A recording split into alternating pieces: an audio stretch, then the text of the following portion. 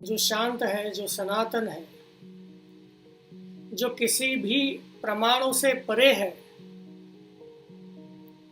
जो निष्पाप है, जो मोक्ष प्रदान करने वाले हैं, ब्रह्मा जी, शंभू जी, शेष जी, जिनके निरंतर सेवा में रहते हैं, जो सर्वव्यापक है, सर्व देवों में जो बड़े हैं, मनुष्य रूप में जो केवल माया से दिख रहे हैं, जो समस्त पापों को हरण करने वाले हैं, जो करुणा की खान है, जो रघुकुल में श्रेष्ठ है और जो राजाओं में सर्वोत्तम है, जिन्हें राम कहा जाता है, उन जगदीश्वर को मैं नमन करता हूं। नमन करने के पश्चात वो प्रभु श्री रामचंद्र जी हमें सुबुद्धि दे, हमारा रक्षण करे, इस माया के जंजाल से हमें मुक्त करे। ये कहते कहते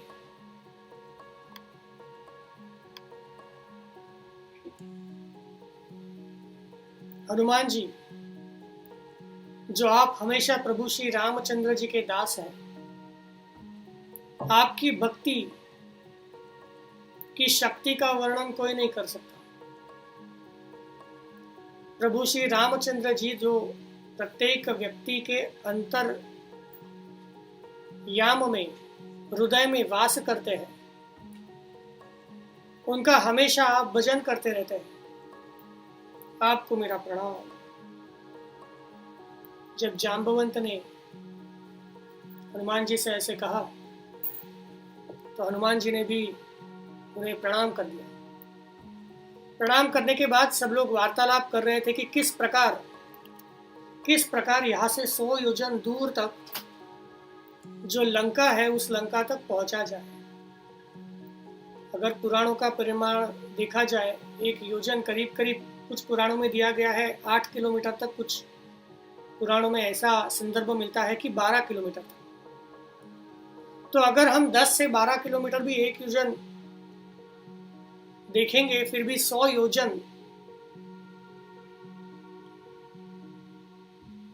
इतने दूरी तक छलांग लगाने वाला ऐसा कौन है जो वहां तक जा सके। अंगद जी ने कहा था कि मैं कोशिश कर सकता हूं, लेकिन उन्हें रोक दिया गया क्योंकि वो सेना नायक थे। जांबवंत हनुमान जी के पास आ गए, हनुमान जी से कहा कि हे पवन पुत्र हनुमान, आपके जैसा श्रेष्ठ कोई नहीं है। आपके जैसी भक्ति प्रभु श्री रामचंद्र जी की और किसी की नहीं है।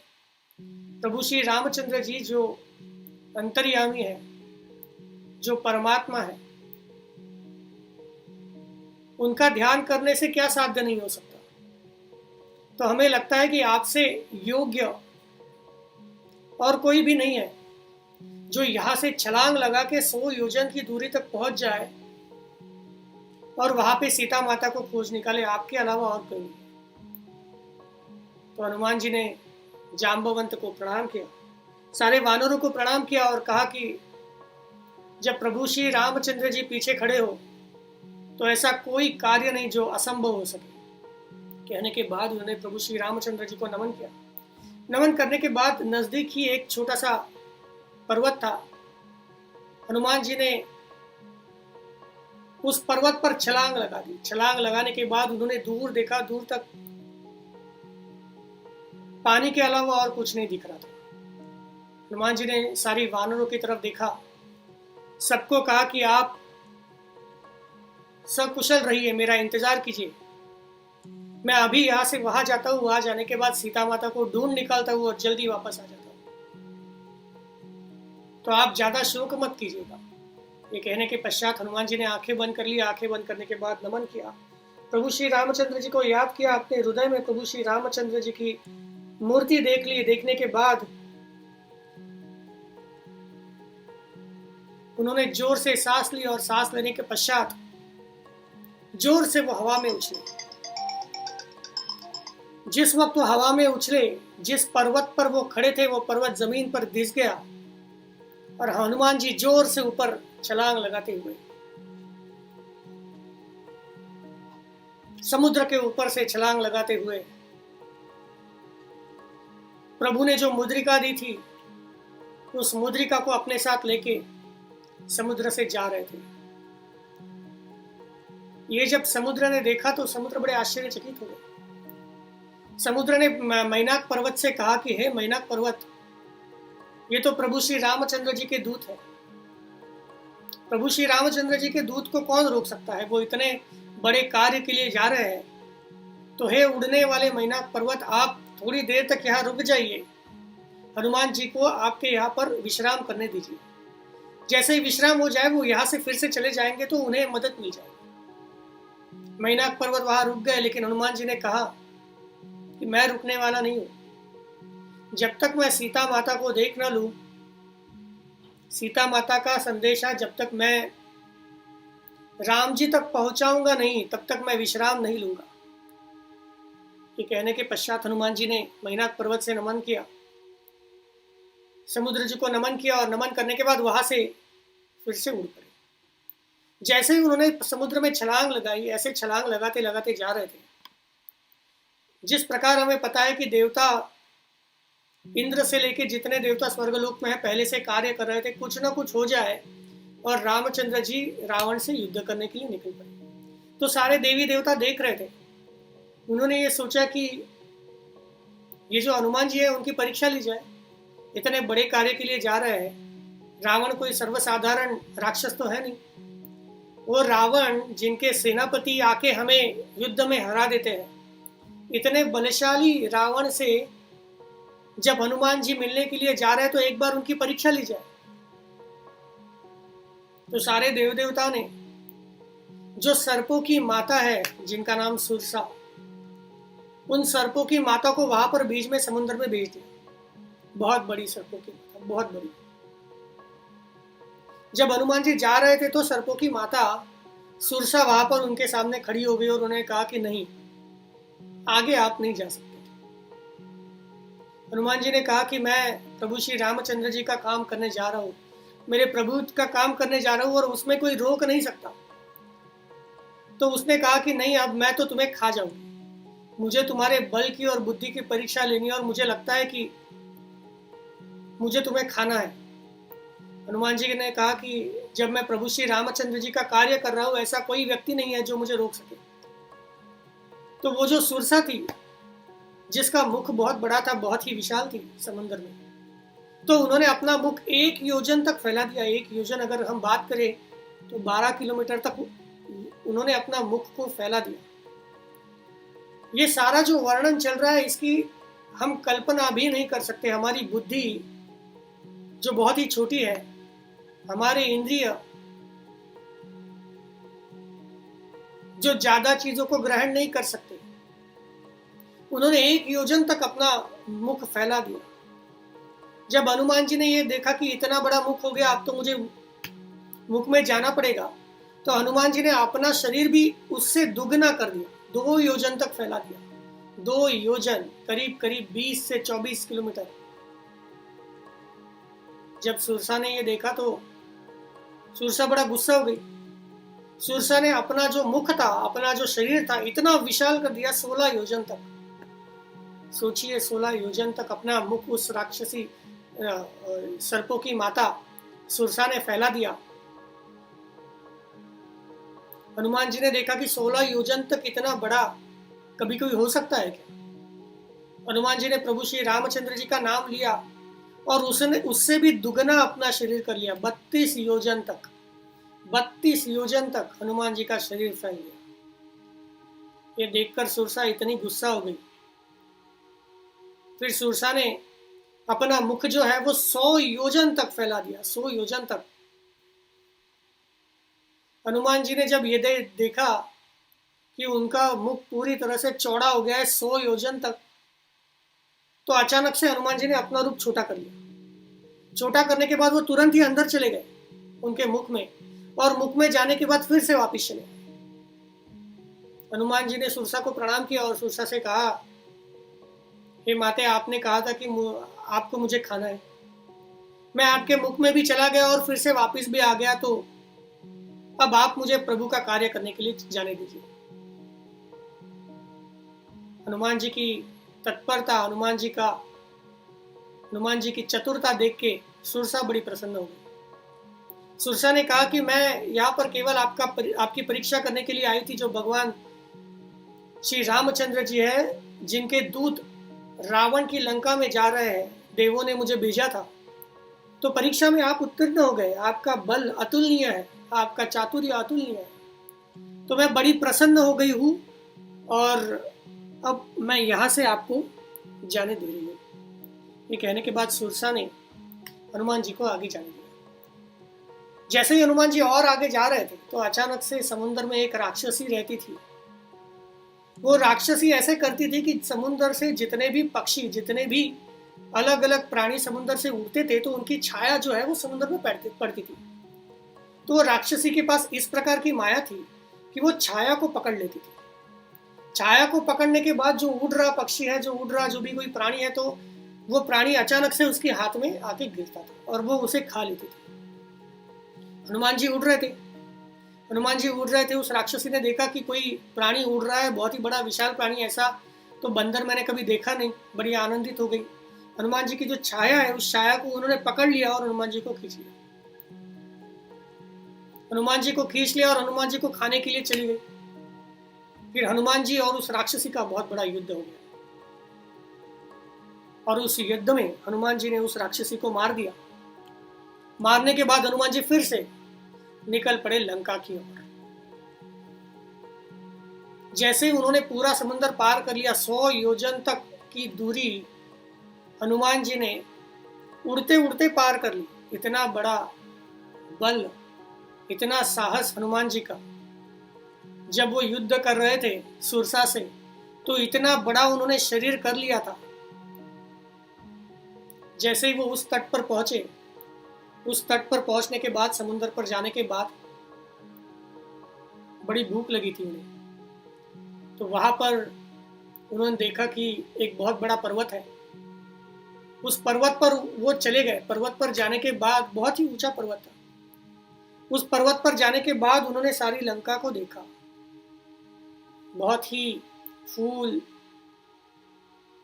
पशु पक्षी, पौधे, हर जगह पे सब कुछ अच्छा चल रहा था। जो नगर था इतना विशाल था, उसमें जो घर थे सबके सब सोने से बने हुए थे, सबके सब सोने से। जितने वन देखे, जितने उपवन देखे ऊपर से, सारे वन इतने अच्छे थे कि उनका वर्णन ही नहीं किया जा सकता। बहुत सारे लोग थे, बहुत सारे राक्षस थे। वहां पर हनुमान जी ने देखा कि मनुष्य, देवता, नाग, इन सारों की बहुत ही सुंदर सुंदर कन्याएं वहां पर थी। बहुत विशाल विशाल अनेक विचित्र विचित्र राक्षस उन्होंने देखे। ये देखने के बाद हनुमान जी ने देखा कि ये जो राक्षस है, अचानक कभी कभी गायों को खा रहे हैं, कभी कभी बकरियों को खा रहे हैं, कभी कभी लोगों को परेशान कर रहे हैं। ये सब देखने के बाद हनुमान जी ने ये सोचा कि अभी समय आ गया है कि इसके अंदर चला जाए और सीता माता को ढूंढा जाए। ये सोचने के बाद हनुमान जी वहां से निकले। उन्होंने बहुत ही छोटा सा रूप धारण कर लिया, जैसे छोटा मच्छर होता है, उस छोटे मच्छर की तरह। हनुमान जी के बल का वर्णन कोई कर नहीं सकता, जो इतने बड़े हो जाते हैं, उसके बाद छोटे से मच्छर का रूप धारण कर लेते हैं, मच्छर के जैसा रूप धारण कर लेते हैं, जो 100 योजन तक समुद्र को पार कर जाते हैं। उन्होंने छोटा सा रूप धारण कर लिया और छोटा सा रूप धारण करने के बाद जो पूरी सोने की लंका बनी हुई थी, उस लंका के द्वार पर चले गए। जब वो द्वार पर चले गए, एकदम छोटे से थे, तो उस लंका के द्वार पर एक लंकिणी नाम की राक्षसी रहती थी। लंकिणी। हनुमान जी का रूप बहुत ही छोटा था, फिर भी उसने पहचान लिया। उसने कहा कि कौन हो तुम? मेरे अनुमति के बिना कोई भी इस द्वार से अंदर जा नहीं सकता। जितने भी पशु पक्षी कीटक जो भी यहाँ पे आता है सबको मैं खा जाती हूँ, और अब तुम्हारी बारी है, अब तो मैं तुम्हें खा जाऊंगी। कौन हो तुम? हनुमान जी ने कुछ कहा नहीं। हनुमान जी ने वो नजदीक चले गए लंकिनी राक्षसी के पास, और नजदीक जाने के पश्चात जोर से उसे घूसा मार दिया। इतना जोर से घूसा मारा कि वो लंकिनी राक्षसी नीचे गिर पड़ी, उसके मुंह से रक्त बहने लगा। बहने के बाद फिर से वो खड़ी हो गई। खड़ी होने के बाद अचानक से उन्होंने हनुमान जी को प्रणाम कर दिया। हनुमान जी उसकी तरफ देखने लगे। उन्होंने कहा कि आपको प्रणाम इसलिए कर रही हूँ क्योंकि मुझे पता है कि जब रावण को ब्रह्मा जी से वरदान मिला था, जब वापिस आ रहे तो वापिस आते समय ब्रह्मा जी ने मुझे कहा था, जाते समय ब्रह्मा जी ने मुझे ये बताया था कि रावण के अंत की शुरुआत कब होगी। तो ब्रह्मा जी ने मुझे कहा था कि जब तुम पहरेदारी करोगी तो पहरेदारी करते समय एक छोटा सा वानर तुम्हारे सामने आ जाएगा। उस वानर के प्रहार से जब तुम गिरोगी तब समझ लेना कि ये कोई सर्वसाधारण वानर नहीं है, ये प्रभु श्री रामचंद्र जी के दूत है। ये जो प्रभु श्री रामचंद्र जी के दूत है, ये दूत आएंगे, आने के बाद पूरी लंका को जला देंगे और वो शुरुआत होगी रावण के अंत की। ये मैंने सुना था, ब्रह्मा जी ने मुझे बताया था। जैसे ही आज तुमने मुझे मारा, मैं नीचे गिर गई, मेरे मुंह से रक्त आ गया, मैं जान गई कि अब समय आ गया है और आप ही है वो प्रभु श्री रामचंद्र जी के दूत। प्रभु श्री रामचंद्र जी जो अंतर्यामी है, ब्रह्मा जी और महादेव जी के हृदय में जो हमेशा रहते हैं, महादेव जी जो हमेशा हृदय में प्रभु श्री रामचंद्र जी को रखते हैं, उनका गुणगान गाते हैं, उनके भक्त मेरे सामने आए हैं, उनको मैं रोक कैसे सकती हूँ। ये कहने के बाद लंकिनी ने दरवाजा हनुमान जी के लिए खोल दिया। हनुमान जी के लिए खोलने के बाद हनुमान जी ने जो छोटा रूप धारण किया था, हनुमान जी उड़ते उड़ते उड़ते उड़ते चले गए। सारी लंका उन्होंने देख ली। सारी लंका सोने से बनी हुई थी। एक भी गली ऐसी नहीं थी जिसमें सोना नहीं था। जितने भी छोटे घर है, जितने भी बड़े विशाल विशाल महल है, सारे महल सोने से बने हुए। उन सारे महलों में इतने हीरे जवाहरात थे, इतने अलग अलग किस्म के मोती रखे हुए थे कि जिनकी तुलना स्वर्ग से भी नहीं की जा सकती, इतने ज्यादा।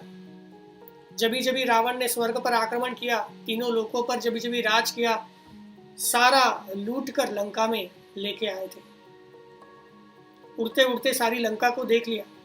लंका का अवलोकन करने के बाद वो रावण के महल तक पहुंचे। रावण के महल तक पहुंचने के बाद नीचे जाके उन्होंने रावण को देखा, रावण का महल देखा। इतना विशाल महल, इतना अच्छा महल, इतना सुसज्ज महल था। ये देखने के बाद वो जैसे जैसे अलग अलग महलों से घूमते थे, अचानक से उन्हें एक छोटा सा मंदिर दिखाई दिया। उन्होंने सोचा कि राक्षसों के बीच में मंदिर कहाँ से आया। जब वो मंदिर तक पहुंचे, मंदिर में उतरने के बाद उन्होंने देखा कि उस मंदिर में धनुष्य बाण की प्रभु श्री रामचंद्र जी के जो चिन्ह है, वो चिन्ह उस मंदिर में अंकित है। उन्होंने सोचा राक्षसों के बीच में ऐसा कौन है। जब वो सोच रहे थे तभी अचानक से उन्होंने देखा कि वहां से विभीषण आ रहे थे।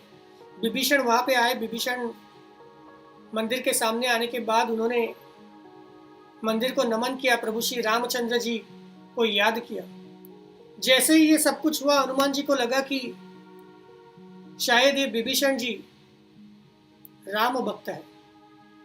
ये सोचने के बाद उन्होंने कहा कि मैं उनके सामने प्रकट हूं या ना हूं, लेकिन फिर भी हनुमान जी ने कहा जो भी राम भक्त है उनके सामने प्रकट होना मेरा काम है। हनुमान जी ने जो छोटा सा मच्छर का जितना सूक्ष्म शरीर होता है वैसा शरीर जो धारण किया था, उससे अचानक से दूसरा शरीर धारण कर लिया, ब्राह्मण बन गए। अचानक से ब्राह्मण विभीषण के सामने आ गए। विभीषण के सामने आने के बाद विभीषण ने ब्राह्मण को नमन किया। ब्राह्मण ने पूछा कि आप कौन हो और आप यहाँ क्या कर रहे हो? यहाँ पर तो मंदिर है।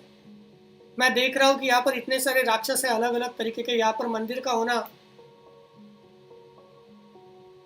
कैसे संभव है? तो विभीषण ने कहा कि हे ब्राह्मण, मैं हमेशा प्रभु श्री रामचंद्र जी का भक्त रहा हूं, वो प्रभु श्री रामचंद्र जी जो अंतर्यामी है, जो सबके दिलों में रहते हैं, उनका हमेशा मैं भजन करता रहता हूं। प्रभु श्री रामचंद्र जी के अलावा मेरा कोई नहीं। अगर ब्राह्मण जी आप देखोगे तो मेरा जो शरीर है, वो मेरा शरीर राक्षसों का है। कितना अधम हूं मैं, कितना पापी हूं कि राक्षसों का शरीर मुझे मिला हुआ है। पर फिर भी इस राक्षसों के शरीर से मैं प्रभु श्री रामचंद्र जी का भजन करता रहता हूँ। पता नहीं कब प्रभु श्री रामचंद्र जी से मुलाकात होगी। मुलाकात होने के बाद वो मुझे पहचान भी पाएंगे या नहीं पहचान पाएंगे, ये भी मुझे पता नहीं। राक्षसों के शरीर में होने के कारण शायद पहचानेंगे नहीं पहचानेंगे, फिर भी मेरी भक्ति हमेशा प्रभु श्री रामचंद्र जी के पैरों पर रहेगी। ये देखने के पश्चात हनुमान जी बड़े आनंदमय हो गए।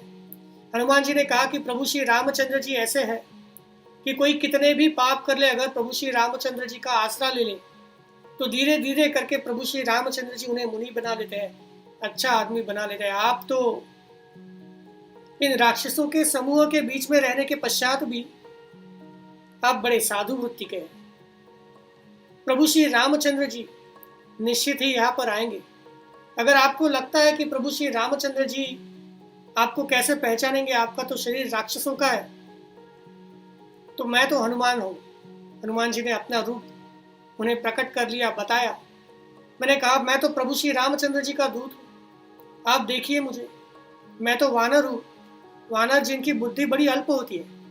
वानरों को ऐसे कहा जाता है कि अगर कोई मनुष्य वानर को देख ले तो शायद उन्हें खाना नहीं मिलेगा दोपहर का। ऐसा होने के पश्चात भी जब मैं प्रभु श्री रामचंद्र जी का भजन करता हूँ तो जो भी सब कुछ हो रहा है प्रभु श्री रामचंद्र जी की आज्ञा से ही हो रहा है। उनका गुणगान मैं हमेशा गाता रहता हूँ, तो निश्चित ही प्रभु श्री रामचंद्र जी यहाँ आएंगे। ये कहने के पश्चात हनुमान जी ने सारी कथा विभीषण को बताई। विभीषण को बताने के बाद विभीषण बड़े आनंदमय हो गए, उनके आंखों से आंसू आने लगे। कैसी भक्ति होगी जो हमने भरत की भक्ति देखी, भरत की भक्ति के बाद विभीषण की भक्ति। फिर विभीषण ने जाना कि हनुमान जी क्यों आए। विभीषण ने सारे चीजों उन्हें बता दी कि सीता जी कहाँ रखी हुई है। ये जानने के बाद दोनों ने एक दूसरे को प्रणाम किया। प्रणाम करने के पश्चात हनुमान जी ने फिर से छोटा रूप धारण कर लिया। छोटा रूप धारण करने के बाद प्रभु श्री रामचंद्र जी को हृदय में रखे हनुमान जी वहां से निकल पड़े। जैसे विभीषण ने बताया था वैसे जाते जाते वो धीरे धीरे उस जगह पर आ गए, उस वन में आ गए। वहां पर एक विशाल पेड़ था, उस पेड़ की टहनी पर बैठ गए। बहुत ही छोटे रूप में थे, कोई पहचान नहीं पाता। पेड़ की टहनी पर बैठ गए। पेड़ की टहनी पर बैठने के बाद नीचे उन्होंने देखा सीता माता थी। जैसे उन्होंने सीता माता को देखा उनके आंखों से आंसू आने लगे। सीता माता बड़ी खुश हो गई थी, बालों की पूरी जटाएं थी, आंखें बंद थी और आंखें बंद होने के पश्चात भी वो रो रही थी और अपने हृदय में प्रभु श्री रामचंद्र जी का स्मरण कर रही थी। ये देखने के पश्चात क्षण भी युग के समान हनुमान जी का बीतने लग गया। 4 पहर उसमें बीत गए, हनुमान जी को पता ही नहीं चला। और अचानक से फिर हनुमान जी ने सोचा कि अब प्रभु सीता माता के सामने प्रकट हुआ जाए। जैसे ही उन्होंने ये सोचा तभी उन्होंने देखा कि सामने से रावण आ रहे हैं। रावणों के साथ उनके राक्षसों की सेना आ रही है, उनके साथ मय दानों की पुत्री मंदोदरी आ रही है, उनकी बहुत सारी पत्नियां आ रही है। रावण आए, सीता माता को देखा। रावण ने कहा कि हे सीते, शोक त्याग दो, तुम्हें पता नहीं मैं कौन हूं। मैं रावण हूं जिसने तीनों लोगों को जीत लिया है। इतनी मेरी सारी पत्नियां हैं, लेकिन अगर तुम मुझसे शादी कर लोगी तो इन सारी पत्नियों को भी तुम्हारा दास बना दूंगा। सीता माता ने पर्दा कर लिया, पर्दे की आड़ से कहा कि हे रावण, प्रभु श्री रामचंद्र जी मेरे मन में है, मेरे हृदय में है। प्रभु श्री रामचंद्र जी के अलावा ना ही मुझे कुछ दिखता है, ना ही मुझे कुछ सूझता है। तो जो भी व्यर्थ तुम कोशिश कर रहे हो, व्यर्थ कोशिश मत करो। रावण ने कहा कि तुम्हें क्या लगता है कि वो जो राम है, जो मनुष्य रूप में है, वो आकर यहाँ पर युद्ध करेंगे? मैंने देवों को हरा दिया है। मैंने जब वर मांगा था तो मनुष्य को और बंदरों को उसे दूर रखा था, क्योंकि मेरे सामने मनुष्य और बंदर तो कुछ भी नहीं है। अगर वो आएंगे फिर भी मैं उन्हें मार दूंगा। तो मैं चाहता हूं कि तुम मुझसे शादी कर लो। साम दाम दंड भेद सारे रावण ने वहां पर करके देख ली, फिर भी सीता जी नहीं मानी। सीता जी ने कहा, हे दुष्ट रावण, जिस प्रभु श्री रामचंद्र जी के प्रति तुम कह रहे हो, वो प्रभु श्री रामचंद्र जी यहाँ पर आएंगे और आने के बाद तुम्हारा वध कर देंगे। जब सीता माता ने ये कहा तो रावण बड़े क्रुद्ध हो गए। क्रुद्ध होने के पश्चात उन्होंने अपनी तलवार निकाली और तलवार निकालने के पश्चात वो सीता माता को मारने के लिए चले गए, लेकिन उन्हें रोक दिया। मंदोदरी ने उन्हें रोका और मंदोदरी ने कहा कि ये करना उचित नहीं है। तो रावण रुक गए।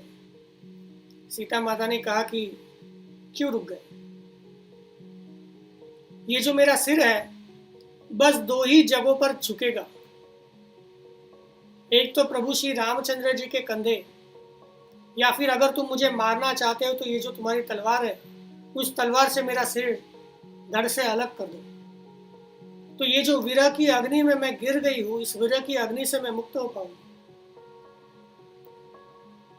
रावण ने कहा कि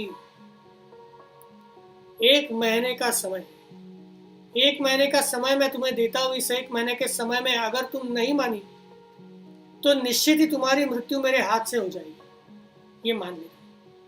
रावण बड़े क्रुद्ध हो गए। क्रुद्ध होने के बाद रावण सारी पत्नियों को लेकर, राक्षसों को लेकर अपने महल में चले गए। उस वन में जहाँ सीता बैठी थी बहुत सारी राक्षसियां थी, बहुत सारी अलग अलग बड़ी बड़ी राक्षसियां। तो रावण जाने के पश्चात हनुमान जी वो सारा देख रहे थे। सीता माता के बगल में जो बड़ी राक्षसी थी जिसका नाम था त्रिजटा, सीता माता रो रही थी। सीता माता ने त्रिजटा से कहा, अब मुझे विरह सहन नहीं होता, 1 महीने भी मुझे नहीं रुकना है। मेरे प्रभु श्री रामचंद्र जी अगर मुझे नहीं दिखेंगे, नहीं आएंगे तो ऐसा जीना तो व्यर्थ है। तो हे त्रिजटा, तुम अभी के अभी जाओ और मुझे अग्नि लाकर दो। उस अग्नि में मैं प्रभु श्री रामचंद्र जी का नाम लेके उस अग्नि में चली जाऊं। त्रिजटा ने कहा कि हे माते, आप ऐसा मत कीजिए, इस रात के समय में अग्नि कहाँ मिलेगा? जितने भी राक्षसियां वहां पर जमा थी, उन राक्षसियों को त्रिजटा ने कहा कि मैंने एक सपना देखा, और वो ऐसा सपना था कि एक बंदर आया हुआ है और पूंछ पर उस बंदर के आग लगी हुई है, और उस आग की वजह से वो छोटा सा जो बंदर है वो सारी लंका को जला रहा है। ये मैंने सपना देखा। मैंने ये भी सपना देखा कि रावण जो है पूरी तरह से नग्न अवस्था में उसे बिठाया गया है और पूरी लंका से घूम रहा है। ऐसा स्वप्न कैसे देख सकती हूँ? जो मैंने स्वप्न देखा हुआ है निश्चित ही ये सपना सच होगा कुछ दिनों के पश्चात। जितनी भी राक्षसियां थी उन्होंने ये सपना देखा तो उन्हें विश्वास होने लगा कि शायद ही ऐसे कुछ होगा। जो भी कुछ हो रहा है अनुचित हो रहा है।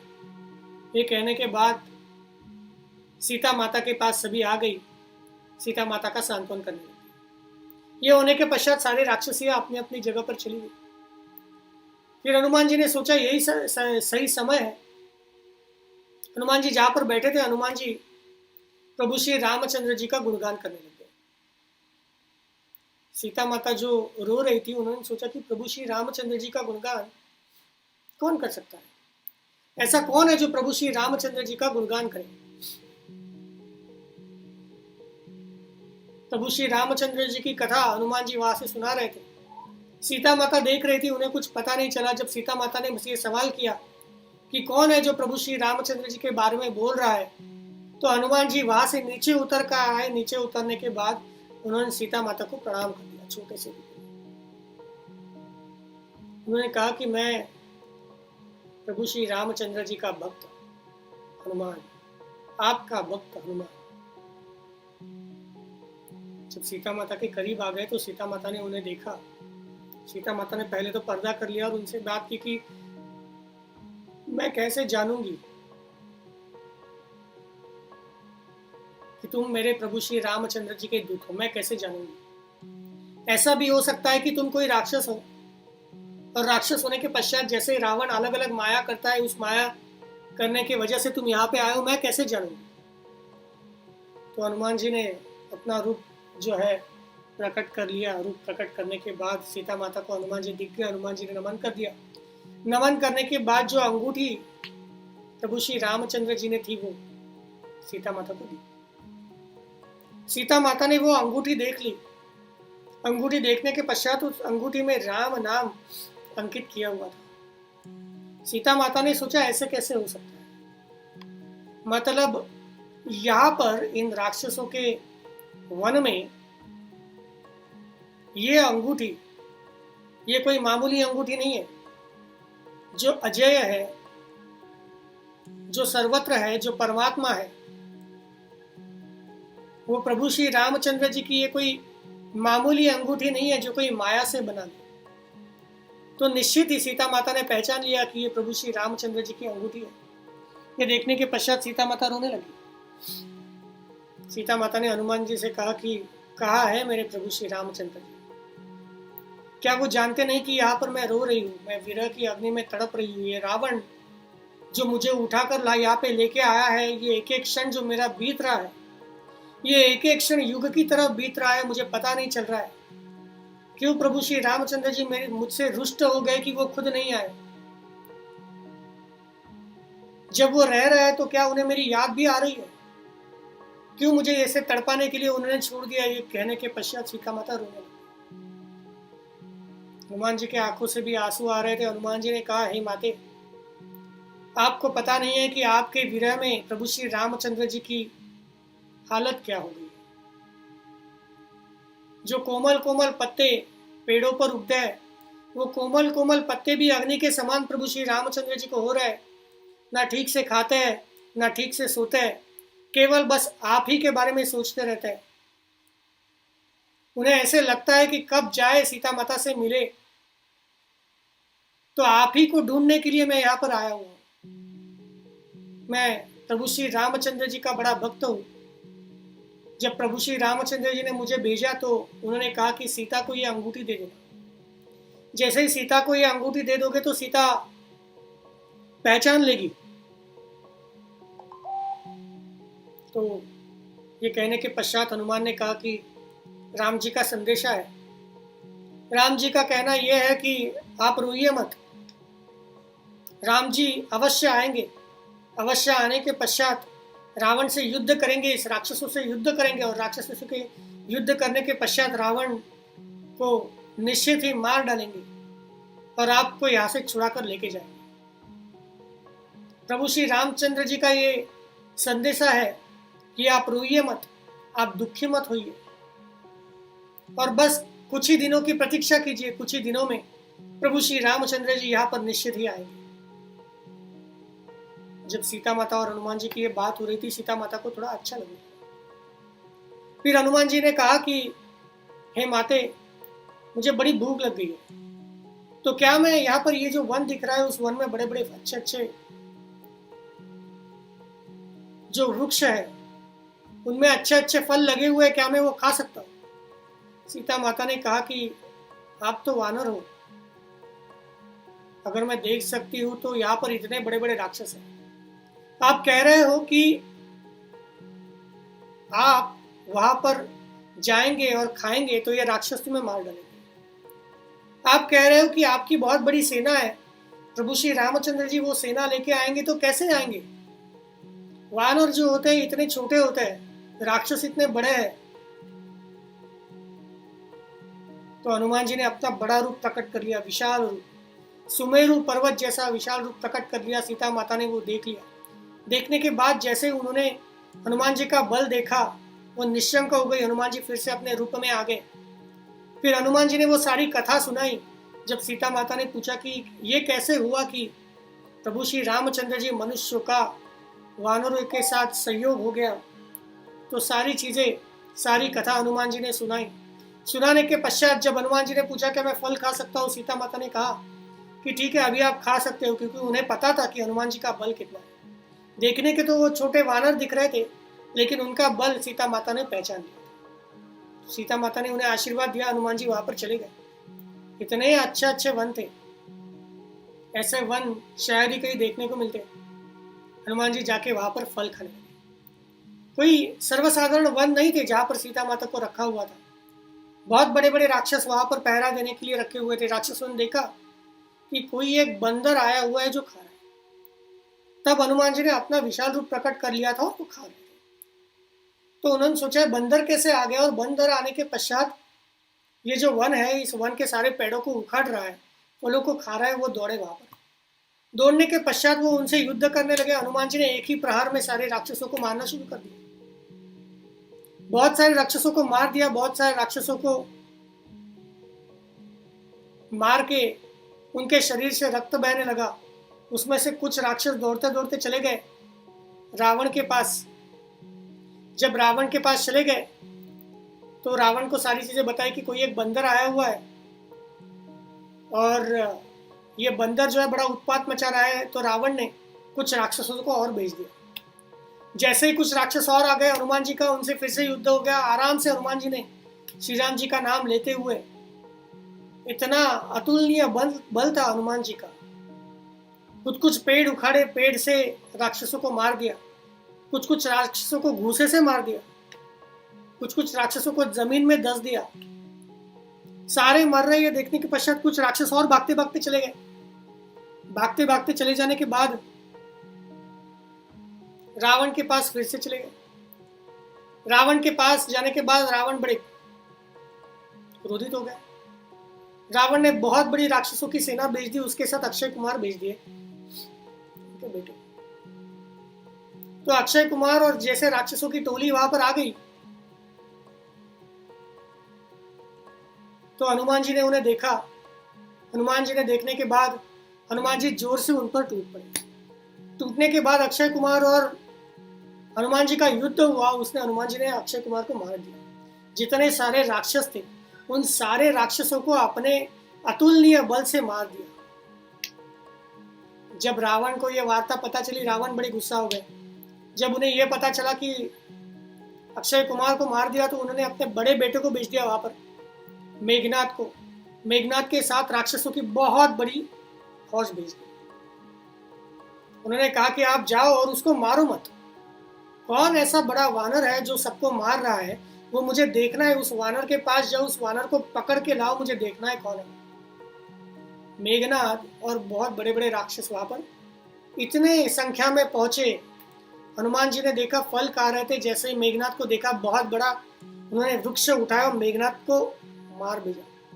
जैसे उस वृक्ष को मेघनाथ की तरफ भेजा, जिस रथ में मेघनाथ आए थे वो मेघनाथ का रथ टूट पड़ा। मेघनाथ नीचे गिर पड़े। नीचे गिरने के पश्चात जैसे ही मेघनाथ ने फिर से सुध बुध अपनी संभाली तो हनुमान जी ने जोर से मेघनाथ को मारा। मेघनाथ को मारने के बाद एक प्रहर तक मेघनाथ अपना होश खो बैठे। जितने भी राक्षस थे उन राक्षसों के साथ हनुमान जी का युद्ध हो रहा था। बहुत बड़े बड़े बहुत विशाल राक्षस थे।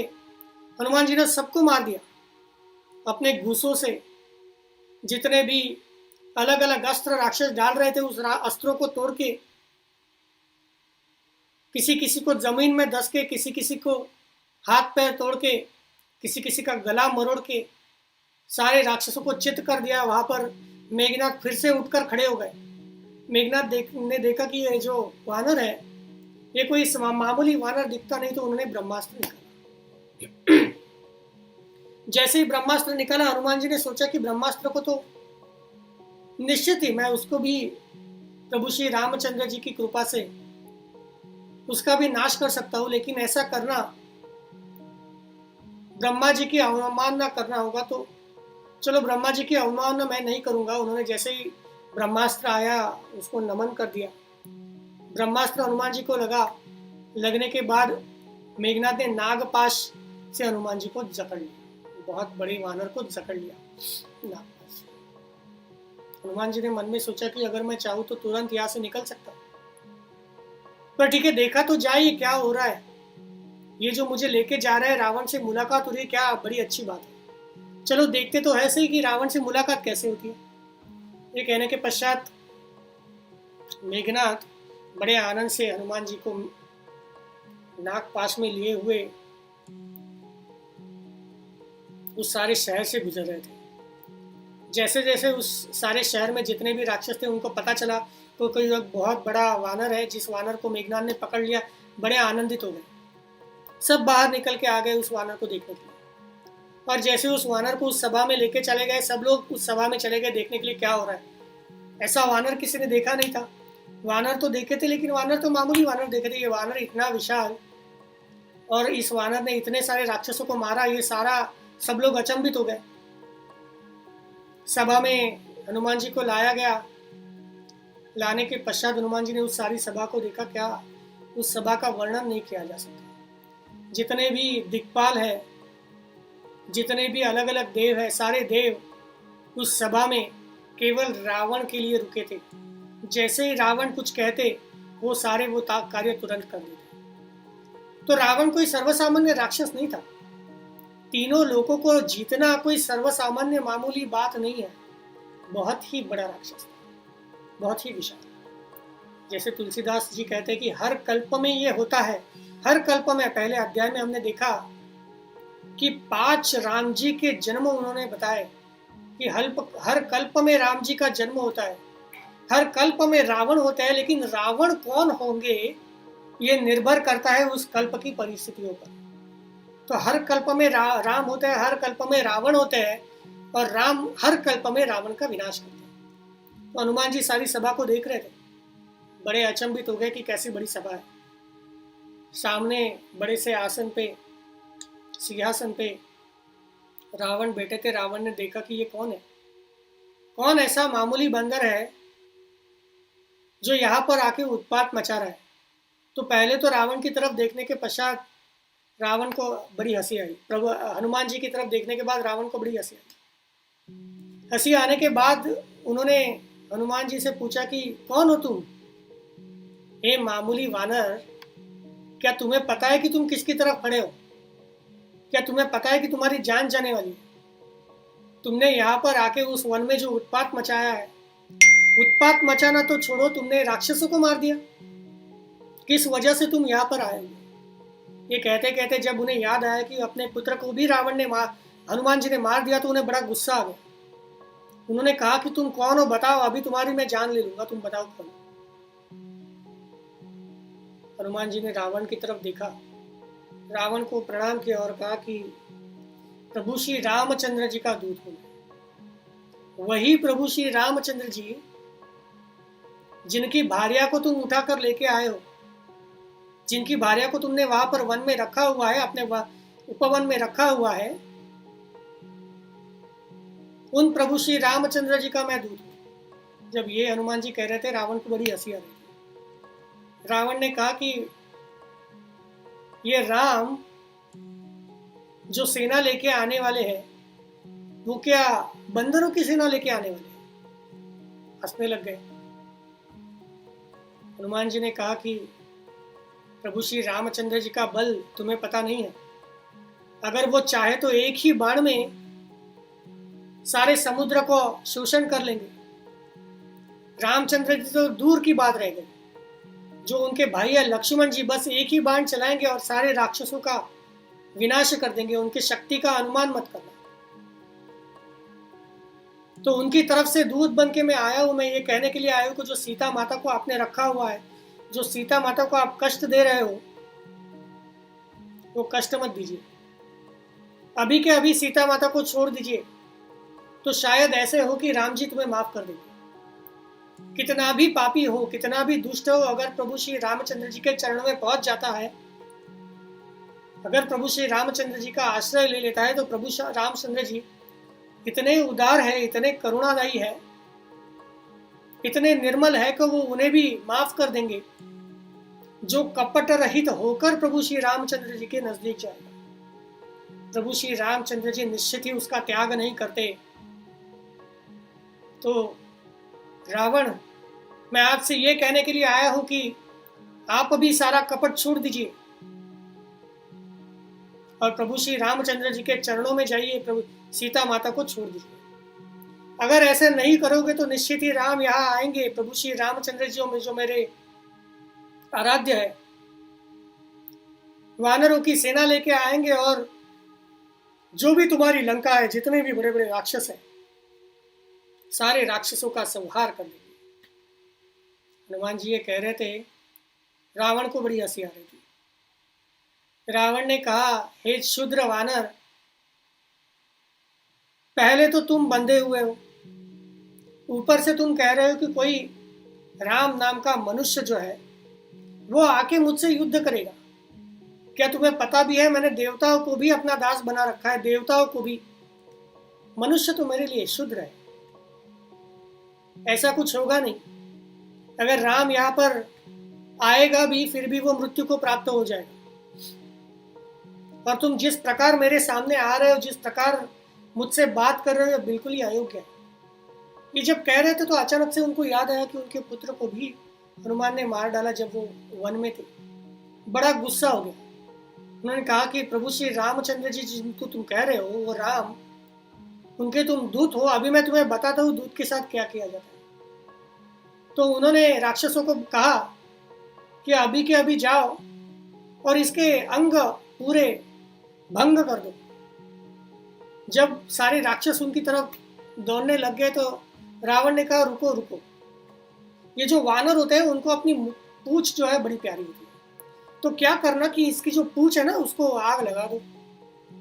जैसे ही वो उड़ते उड़ते जाएंगे ना राम के पास, राम देखेंगे कि क्या संदेशा लेके आए हैं। जब पूंछ ही नहीं रहेगी तो संदेशा क्या देंगे। तो एक काम करो, इसकी पूंछ को आग लगा दो। कहने के पश्चात राक्षस उनकी पूंछ को आग लगाने के लिए आ चले। जब सारे राक्षस वहां जा रहे थे, विभीषण उनके मंत्रियों के साथ आ गए और विभीषण ने कहा, ये क्या कर रहे हैं, किसी को मारना ठीक नहीं है। ये दूत है और दूत के साथ ऐसा व्यवहार बिल्कुल ही अच्छा नहीं है। रावण ने विभीषण की बात नहीं सुनी। जितना भी कपड़ा था वो सारा कपड़ा हनुमान जी की पूंछ लपेटने के लिए लाया गया। देखते जैसे जा रहे थे, हनुमान जी की जो पूंछ है वो खत्म ही नहीं हो रही थी, बढ़ रही थी, बढ़ रही थी, बढ़ रही थी। आगे जाके सभा से निकल के गली गलियों तक हनुमान जी की पूंछ जा रही थी। जितना कपड़ा था, जितना तेल था, जितना घी था, सारा घी सारा तेल कम पड़ने लग गया। जितने घरों घरों में राक्षस रहते थे सारे कपड़े ला रहे थे, उस पे घी डाल रहे थे, उस पे तेल डालते थे, फिर भी कम पड़ गया। इतनी बढ़ गई हनुमान जी की पूंछ कि नगर का सारा तेल सारा घी समाप्त हो गया। सारे जितने राक्षस उस दृश्य को देख रहे थे सारे उस वानर को हंस रहे थे, हनुमान जी को हंस रहे थे। जो उनकी पूंछ थी उनको लात मार रहे थे, हनुमान जी को कुछ अभद्र कह रहे थे।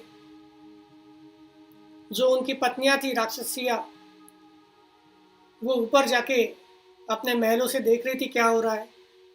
कुछ कुछ कह रही थी, साधु के साथ ऐसा करना सही नहीं होता, दूत के साथ ऐसा करना सही नहीं होता। फिर भी सब लोग, सब राक्षस हनुमान जी का बड़ा मजाक उड़ा रहे थे। जैसे ही पूंछ लंबी हुई, सब तेल घी खत्म हुआ तो हनुमान जी के पूंछ को आग लगा दी। जैसे हनुमान जी के पूंछ को आग लगा दी, हनुमान जी ने समझा कि अभी पूंछ को तो आग लग गई है, अभी कार्य करना चाहिए। जो नागपाश में पूरी तरह से बंधे हुए थे, हनुमान जी ने अपना रूप फिर से छोटा कर लिया। जैसे ही छोटा कर लिया तो नागपाश से छूट गए, अचानक से ऊपर उठ गए। ऊपर उठने के बाद वहां पे एक महल था, उस महल के ऊपर चढ़ गए, छोटे से बन गए। छोटे बनने के बाद उनके पूंछ को आग लगी थी। सब लोग देख रहे थे क्या हो रहा है। हनुमान जी ऊपर चले गए। वो जो बंदर था वो बंदर ऊपर चला गया छोटा रूप करके। सब राक्षस बड़े परेशान हो गए। हनुमान ने ये देखा कि अभी आग लगाने का समय आ गया, इस लंका को अभी दहन कर देते हैं। उस महल के ऊपर उन्होंने आग लगाना शुरू कर दिया। जितने राक्षसियां वहां पे थी, राक्षस थी, बड़े कोलाहल में पहुंच गए। सब लोगों को हो गया क्या हो गया, क्या हो गया, क्या चल रहा है।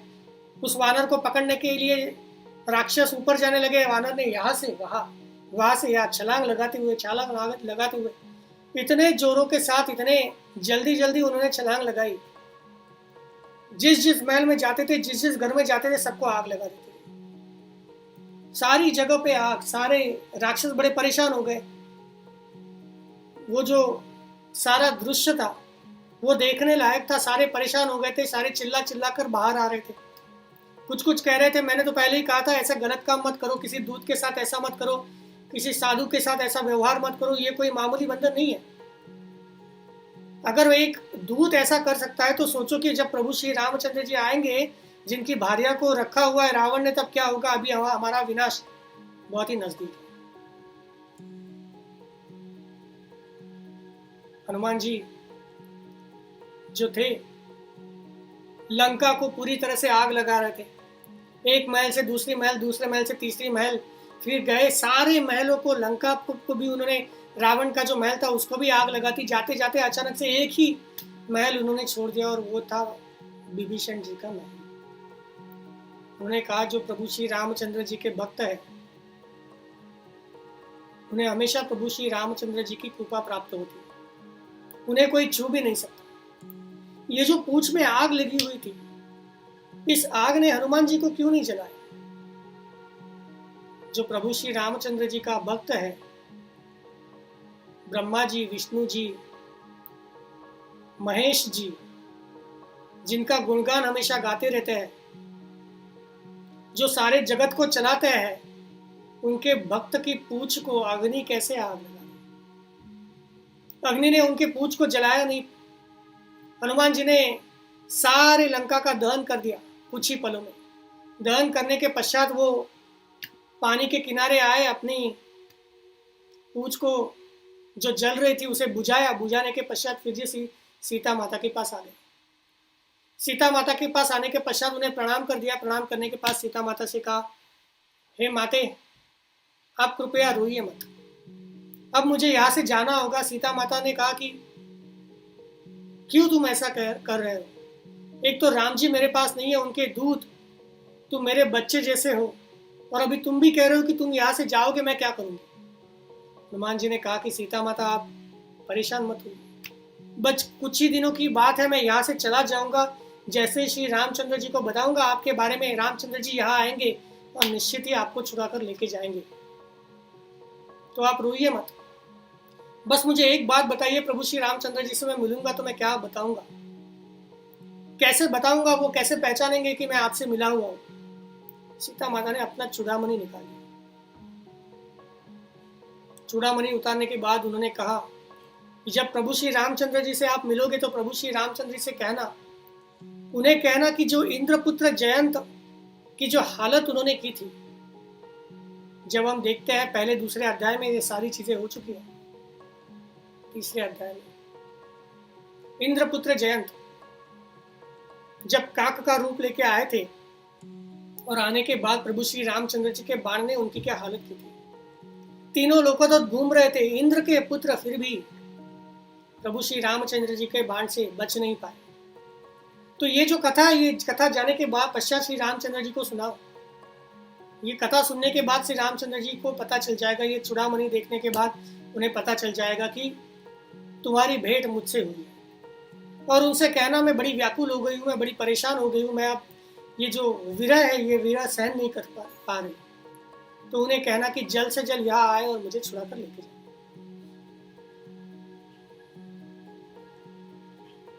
ये कहने के पश्चात हनुमान जी ने सीता माता को प्रणाम किया।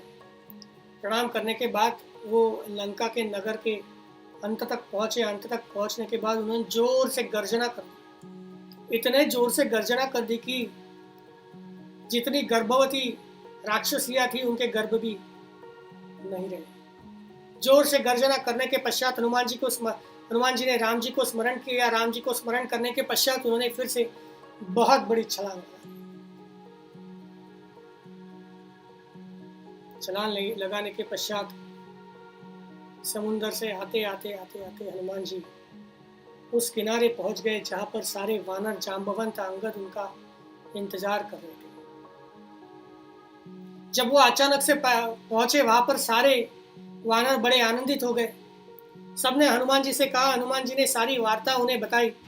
सारी वार्ता बताने के बाद इतने खुश हो गए, इतने आनंदित हो गए सारे वानर सुग्रीव जी के पास जाने के लिए निकले। सारे पहले तो बड़े खिन्न थे, बड़े दुखी थे। जैसे ही हनुमान जी ने कहा बड़े आनंदित हो गए। तो सुग्रीव जी के पास जाते जाते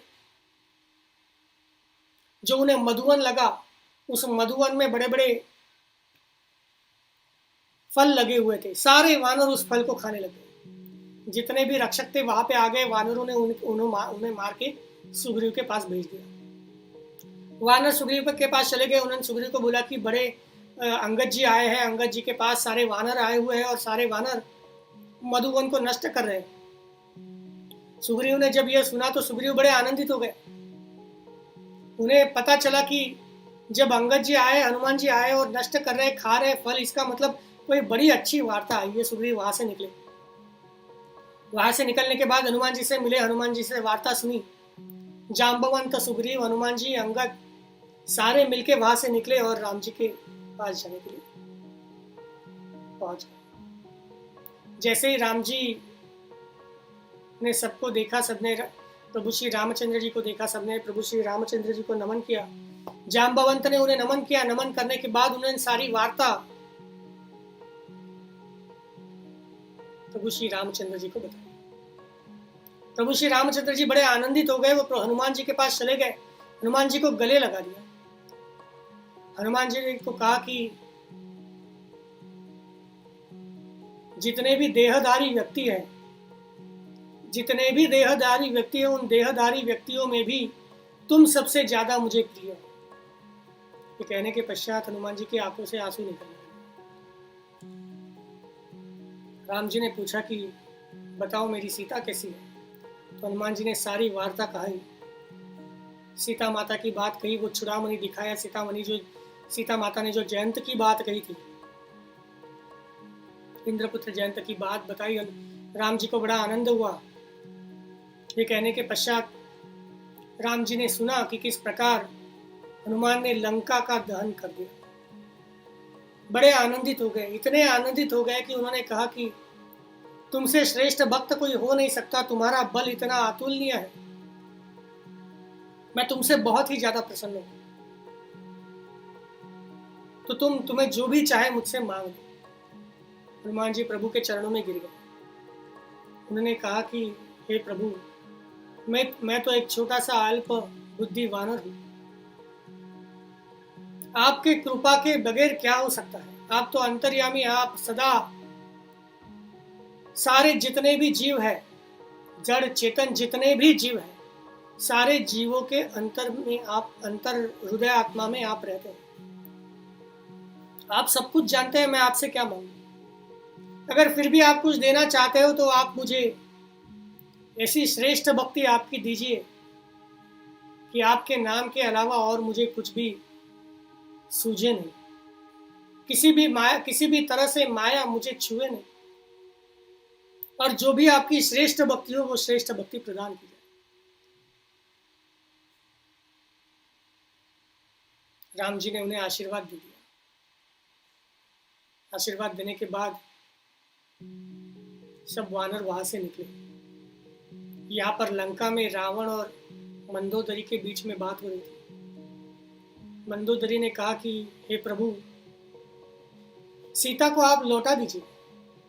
आपने देखा कि उनका जो दूत था प्रभु श्री रामचंद्र जी का, एक दूत ने पूरे लंका का दहन कर दिया। आपने देखा, एक दूत ने।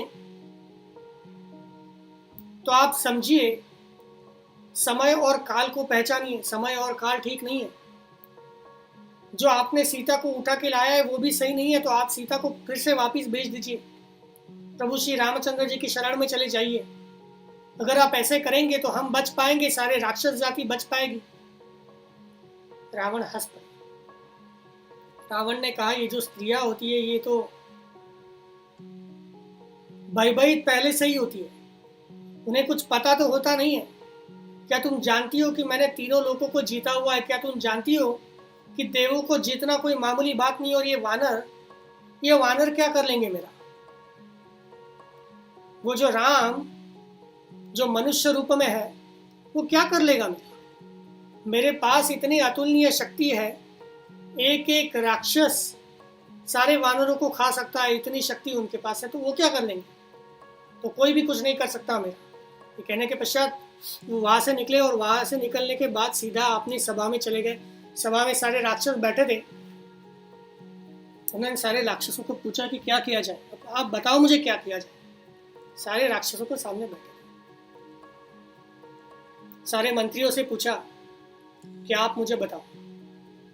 सारे मंत्रियों ने कहा कि ये तो सही नहीं है, अगर कोई हमें पुकार रहा है युद्ध के लिए तो हमें तो जाना चाहिए। रावण ने कहा नहीं, रुको, ऐसे छोटे जीवों से लड़ना हमें शोभा नहीं देता, अगर वो यहाँ पे आएंगे तो खा जाओगे। ये जब सारी बातें चल रही थी तो वहां से विभीषण उनके मंत्रियों के साथ आ गए। जब विभीषण आ गए तो विभीषण ने कहा कि हे प्रभु, ऐसे मत कीजिए। प्रभु श्री रामचंद्र जी को आप जानते नहीं है। प्रभु श्री रामचंद्र जी की महत्ता कोई छोटी नहीं है। जैसे आप सर्वसाधारण मनुष्य को जानते हैं वैसे प्रभु श्री रामचंद्र जी नहीं है। देवों के देव शेष जी, महादेव जी, जो हमेशा जिनको मन में पूछते रहते हैं वो है प्रभु श्री रामचंद्र जी। तो ऐसे मत कीजिए।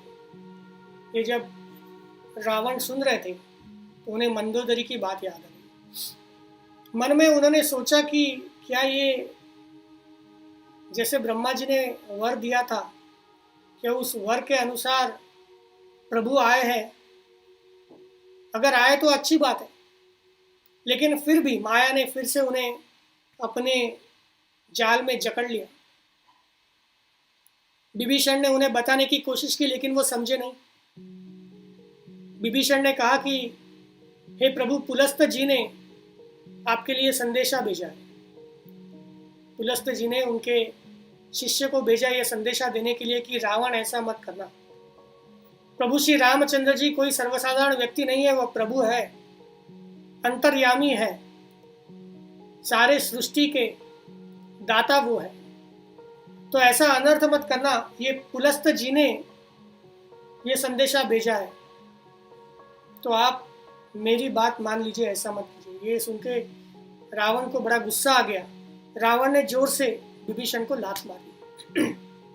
लात मारने के पश्चात भी विभीषण वहां पर चरण पकड़ लिए रावण जी के और कहा कि ऐसे मत करना, मैं आपका भाई हूं, मैं आपको ऐसे करने नहीं दूंगा, मेरी बात मानो और ऐसा मत करो।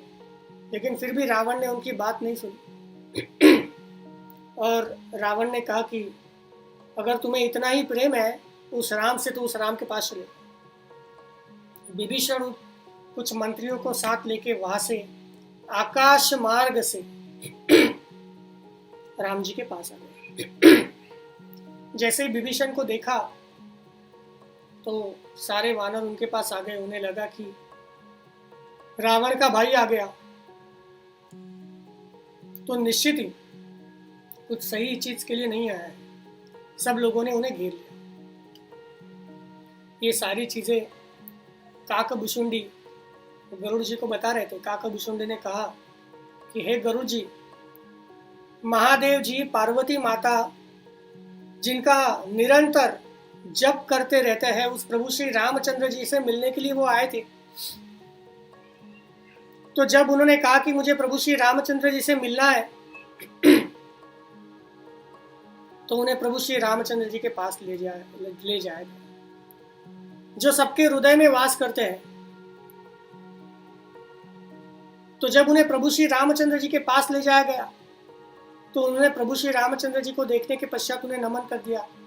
नमन करने के बाद उनकी आंखों से आंसू आने लग गए। विभीषण ने कहा कि परम भाग्य मेरा, राक्षस का शरीर प्राप्त होने के पश्चात भी मैं प्रभु श्री रामचंद्र जी को देख रहा हूं, प्रत्यक्ष उनके सामने खड़ा हूं। इससे ज्यादा क्या हो सकता है? ये देखने के पास जितने भी वानर थे उन्होंने कहा कि ये सही नहीं है, ये रावण के भाई है, तो निश्चित ही कोई छल कपट करेंगे। प्रभु श्री रामचंद्र जी ने कहा कि क्या होगा, अगर वो छल कपट करेंगे भी फिर भी वो हमारा कुछ नहीं बिगाड़ सकते।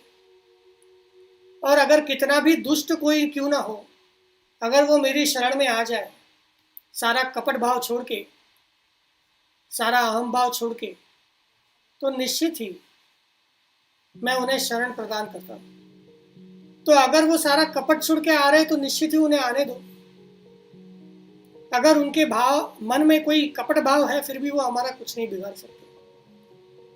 तो ये सारा राम जी ने उन्हें समझाया। जैसे विभीषण जी ने राम जी को देखा, बड़े हर्षित हो गए, उनके चरणों में गिर गए। राम जी ने उन्हें आशीर्वाद दिया। विभीषण ने कहा कि मुझे ऐसा आशीर्वाद दीजिए कि आपकी भक्ति के अलावा और मुझे कोई सूझे ना। प्रभु श्री रामचंद्र जी ने उन्हें आशीर्वाद दिया और आशीर्वाद देने के पश्चात उन्होंने कहा कि मैं आपका तिलक करता हूं। ये कहने के पश्चात लंका का तिलक विभीषण को करवा दिया। वो लंका जिसे सुरक्षित बनाने के लिए, जिसे पाने के लिए दशमुख रावण ने वर्षों तक तपश्चर्या की, महादेव जी को प्रसन्न किया और लंका का पूरी तरह से निर्माण किया, उस लंका को केवल अहम भाव त्याग देने से, राम जी के शरण में जाने से राम जी ने विभीषण जी को दे दिया। विभीषण जी बड़े आनंदित हो गए। ये सारा होने के पश्चात विभीषण ने कहा कि यहाँ आने से पहले थोड़ी तो वासना थी मेरे मन में, अब तो मेरे मन में कुछ भी वासना नहीं है।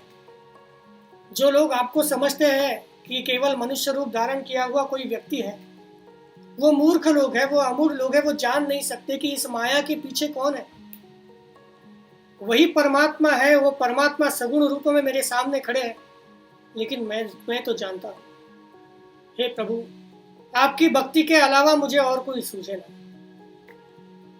ये कहने के पश्चात ये सारी जब बातें हो रही थी तो रावण ने अपना एक दूत भेजा था चुपके से विभीषण के पीछे, ये देखने के लिए कि क्या हो रहा है।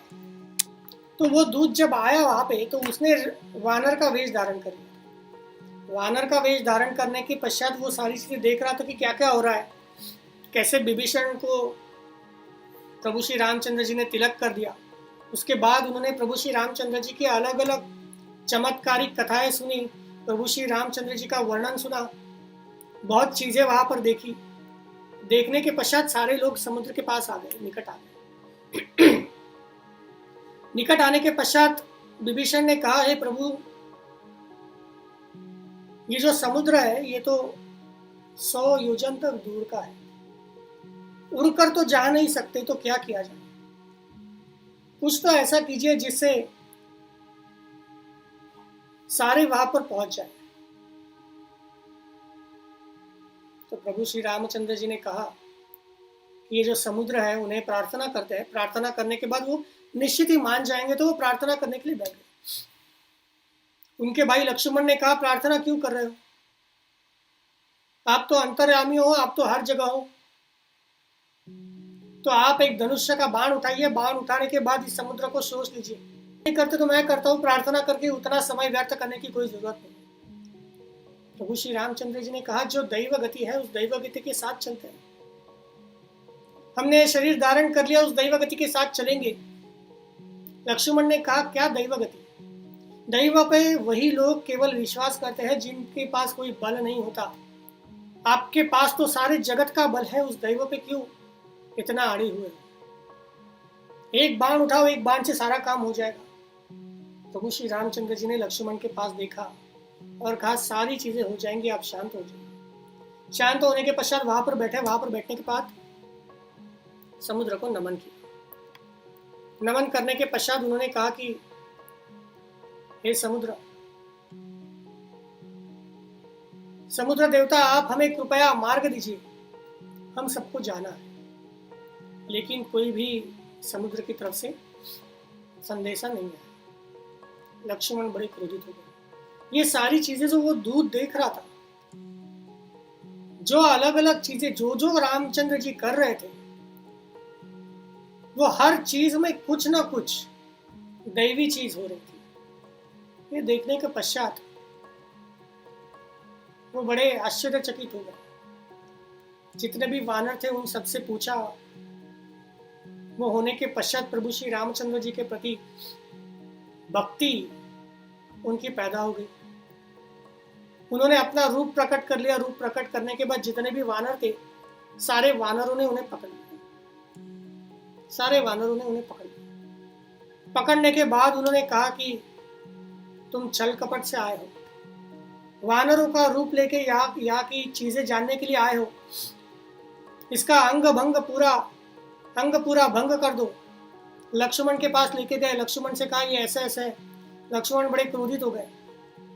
सब वानरों ने कहा अभी उसे मारा जाए। तो जो वो दूत थे उन्होंने कहा कि प्रभु श्री रामचंद्र जी की सौगंध है, आप ऐसा मत कीजिए। मैं भी अभी प्रभु श्री रामचंद्र जी का भक्त हो गई ये सारी चीजें देख के। जब सौगंध ली, लक्ष्मण जी रुक गए।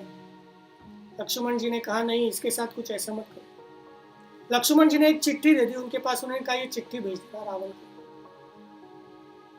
तो जो वो दूत था, उस दूत ने कहा कि ठीक है, रावण को ये चिट्ठी भेज देते। ये कहने के पश्चात वो दूत उड़कर रावण के पास चला गया। जैसे ही दूत चला गया, रावण ने पूछा ये दूत बताओ क्या हुआ, विभीषण जाने के बाद क्या हुआ, वो जो छोटे छोटे वानर है उनका क्या हुआ, कैसे है, कितने बड़े हैं, बताओ मुझे। उस दूत ने बताया कि हे प्रभु, वो कोई सामान्य व्यक्ति नहीं है, वो कोई सर्वसामान्य वानर नहीं है। उन वानरों में अगर देखा जाए द्विविध, मयंग, नल, नील, अंगद, गद, विकष्ट, केसरी, निशत, शत, जाम्बवन, ये सारे लोग जो है, सारे लोग सुग्रीव के समान बलशाली है। अगर उनकी सेना देखी जाए तो ऐसे मैंने सुना है कि 18 पद्म तो केवल सेनापति है। 18 पद्म,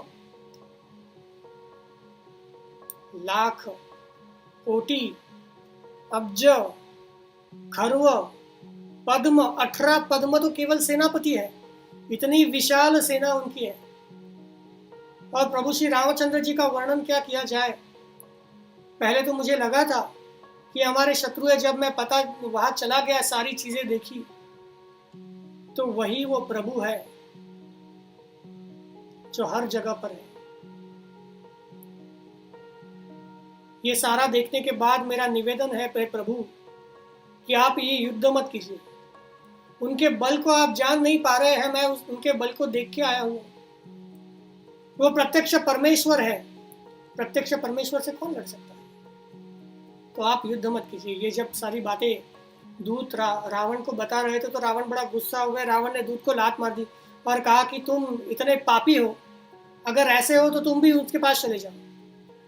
तो वो दूत भी वहां से उड़ता उड़ता फिर से वहां पर चला गया, प्रभु श्री रामचंद्र जी के पास चला गया। रामचंद्र जी के पास जाने के बाद रामचंद्र जी को नमन किया और रामचंद्र जी ने कहा हे प्रभु श्री रामचंद्र जी, आपके सिवाय मेरा कोई नहीं है, तो आप मुझे मुक्त कर दीजिए और आपकी भक्ति मुझे मिले, ऐसे कुछ कर दीजिए। राम ने उन्हें आशीर्वाद दे दिया। जैसे ही प्रभु श्री रामचंद्र जी ने उन्हें आशीर्वाद दे दिया, उस दूत ने अपना पुराना शरीर धारण कर लिया। वो जो दूत था, वो दूत एक मुनि थे और अगस्त ऋषि ने उन्हें शाप दिया था। उस शाप की वजह से वो राक्षस बन गए थे और राक्षस बनने के पश्चात वो दूत बन गए थे रावण के। जब प्रभु श्री रामचंद्र जी ने उन्हें आशीर्वाद दिया या उन्होंने अपना पुराना रूप धारण कर लिया और प्रभु श्री रामचंद्र जी को नमन करते हुए, प्रभु श्री रामचंद्र जी को अपने हृदय में धारण करते हुए, उनकी भक्ति को अपने हृदय में धारण करते हुए वो चले गए। यहाँ पर 3 दिन हो गए। प्रभु श्री रामचंद्र जी समुद्र के पास बैठते थे, समुद्र का आवाहन करते थे, लेकिन समुद्र नहीं आ रहे थे। 3रा दिन बीतने के पश्चात राम जी बड़े क्रोधित हो गए। वो राम जी जो तीनों गुणों के भी पार है, वो राम जी क्रोधित हो गए। ये तो माया है,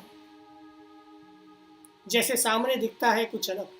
प्रभु श्री रामचंद्र जी जिनकी वजह से सारे गुण इस माया में आए हुए हैं, ये माया जो उनके इशारों पे चलती है।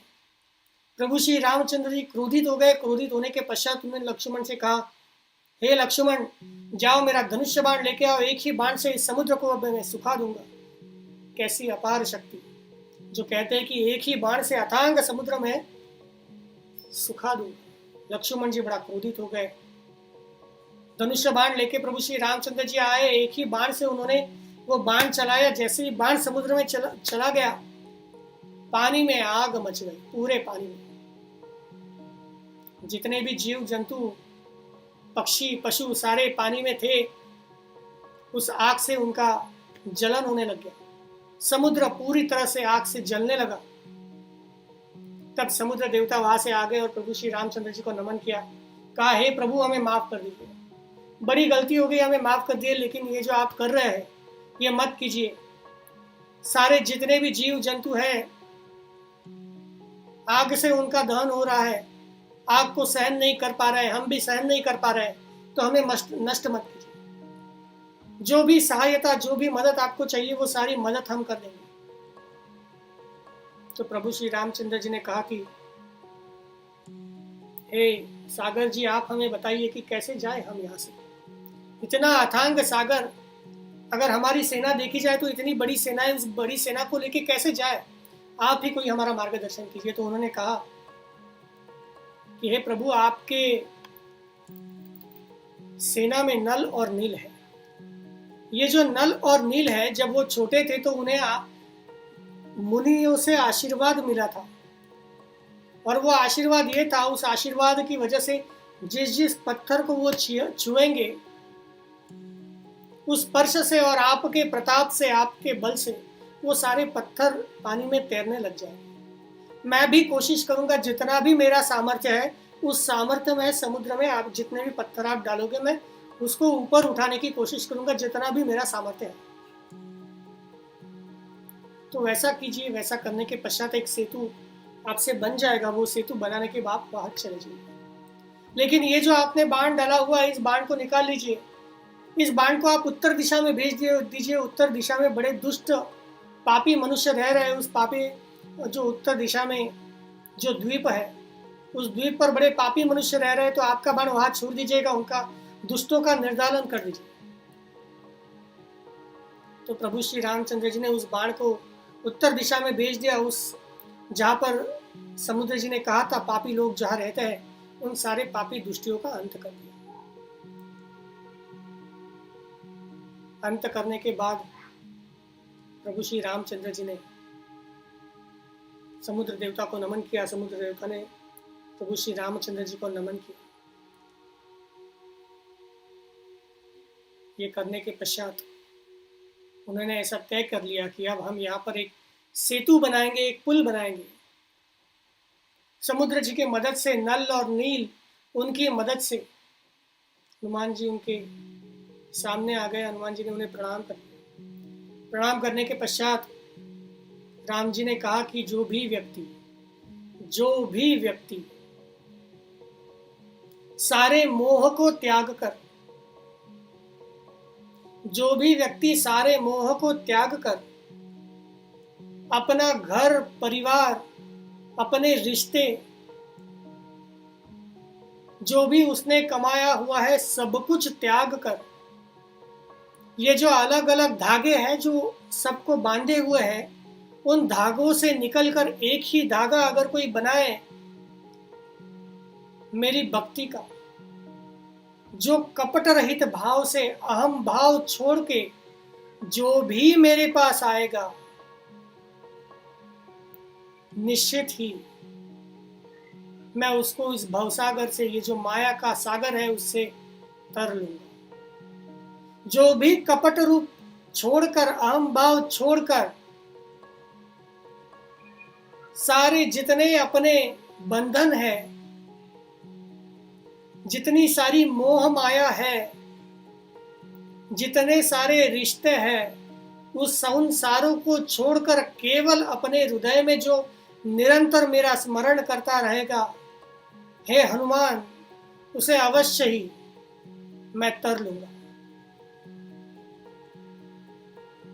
संसार का जितना भी आशा है, जितना भी भरोसा है, वो सारा छोड़कर जो मेरे गुणगान गाएंगे, जो मेरा चरित्र गायन करेगा, जो मेरा चरित्र सुनेगा, सारे कलयुग के पाप का हरण उनका हो जाएगा। काकभुशुंडी कह रहे थे कि ये जो सुंदर कांड है और ये जो प्रभु श्री रामचंद्र जी का सारा चरित्र है, कलयुग के सारे पाप का हरण करने वाला है। लेकिन वो बस केवल वही लोग जान सकते हैं जिनके मन में श्रद्धा हो प्रभु श्री रामचंद्र जी के प्रति। प्रभु श्री रामचंद्र जी के प्रति श्रद्धा होना ये कोई आसान बात नहीं है। उनके लिए बड़ा भाग्य लगता है। प्रभु श्री रामचंद्र जी की कृपा होनी चाहिए। जो ये सारा प्रभु श्री रामचंद्र जी का चरित्र सुनते हैं, हनुमान जी का चरित्र सुनते हैं, उनके सारे पापों का हरण प्रभु श्री रामचंद्र जी कर लेते हैं।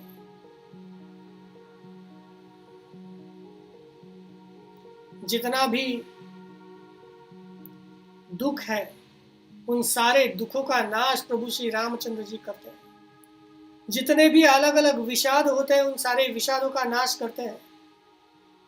जितने भी अलग अलग गुण समूह है, जिन गुण समूहों की वजह से सारे लोग इस माया में फंसे हुए हैं, बिना जहाज के इस भव सागर को पार करने का सामर्थ्य केवल उस राम नाम में है, केवल प्रभु श्री राम के नाम में है। अगर कोई प्रभु श्री राम का नाम, उसका गुणगान अपने हृदय में हमेशा रखेगा, हमेशा पूरी भक्ति रखेगा, सारा कपट छोड़ देगा, सारे संसारों के बंधन को छोड़ के राम को अपने हृदय में रखेगा, राम की कथाएं जो भी सुनेगा, जो भी कहेगा, निश्चित ही प्रभु श्री रामचंद्र जी उसे उस भवसागर से तर लेंगे। संपूर्ण मंगलों का जो भी अधिष्ठान है, वो अधिष्ठान देने वाला ये चरित्र है। ये काकभुशुंडी कहते हुए ये अध्याय यहाँ पर समाप्त करते हैं। सुंदरकांड बड़ा ही प्रभावशाली, बड़ा ही विशेष अध्याय है। जो भी भक्ति भाव से उसे सुनता है, जो भी भक्ति भाव से जभी उसे सुनेगा, जो भी भक्ति से अपने हृदय में हनुमान जी और प्रभु श्री रामचंद्र जी, सीता माता, लक्ष्मण जी को रखेगा, निश्चित ही हनुमान जी, प्रभु श्री रामचंद्र जी उनका सारा दुख हरण कर लेंगे। अगर ये अध्याय कहते समय अगर कुछ गलतियां हो गई हो, अगर सुनते समय कुछ गलतियां हो गई हो, कुछ रह गया हो शेष बाकी, तो उन सारों को प्रभु श्री रामचंद्र जी के प्रति अर्पण करते हुए ये सुंदर कांड हम यहीं पर समाप्त कर रहे हैं। जय श्री राम, जय हनुमान।